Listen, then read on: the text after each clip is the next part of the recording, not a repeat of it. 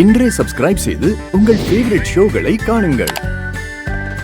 யாக பூஜையில என் புள்ள உக்காந்தான்ல, யாக பூஜையில உக்காந்தவங்க அந்த குடும்பத்தை சேர்ந்தவங்க இந்த சோறை சாப்பிட்டா அந்த குடும்பத்துல இருக்கிறவங்க நல்ல ஆரோக்கியத்தோட நீண்ட நாள் நிம்மதியா சந்தோஷமா வாழ்வாங்கன்னு ஐதீகம்.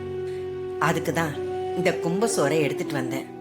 நீங்க எல்லாரும் சாப்பிட்டு நல்லா இருக்கணும்ப்பா, அதனாலதான்ப்பா எடுத்துட்டு வந்தேன். ஓ, கும்ப சோரி இப்பதான் கேள்விப்படுறேன். இதுல இவ்வளவு மேட்டர் இருக்கா? மாப்பிள பேசாம இருங்க. ஏ கிழவை, கும்ப சோறு வேணாம், ஒண்ணு வேண்டாம். முதல்ல இங்க போ.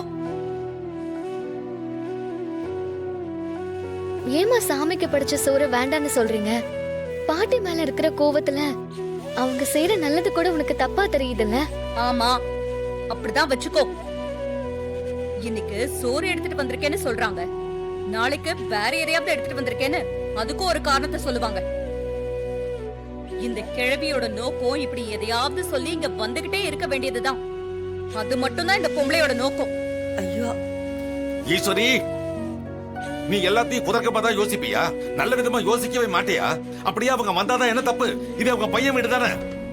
என்ன அம்மாவுக்காக ரொம்ப பறிஞ்சு பேசுறீங்க? உங்களை யாக பூஜைக்கே விட்டுருக்க கூடாது. அதுதான் நான் செஞ்ச தப்பு.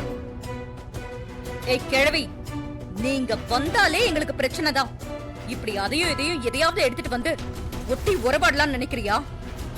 அது இந்த ஜென்மத்துல நடக்காது. பேசாம உன் சோத்தை தூக்கிட்டு போ. சாமுண்டீஸ்வரி, கோவமா பேசாத. நீ இந்த சாமி சோத்தை வாங்கிக்க. நீங்க எல்லாரும் இதை சாப்பிட்டா நல்லது நடக்கும் தான் நான் எடுத்துட்டு வந்தேன்.